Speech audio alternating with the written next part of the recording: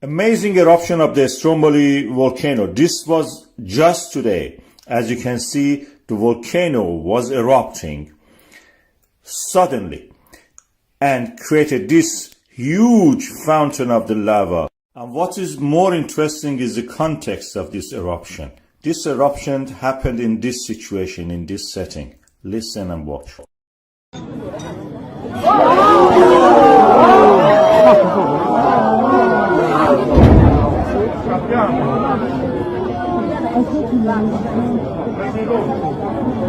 You could even hear the sound of the sonic boom of the eruption.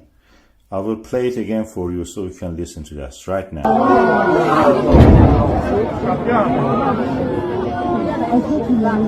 Of course, you can watch the volcanoes everywhere. In Iceland, you have to walk 20 kilometers. In Indonesia, you may get killed by it. But here, you can have your pizza and watch the volcano. That only happens in Italy. And this is the situation there. You have eruption during the day, dark ash cloud, and in the night, like as if fireworks. Beautiful fireworks. If you are lucky, you will be treated like that. This is part of the collision zone of the Africa and Eurasian plate. As you can see here, this is the African plate.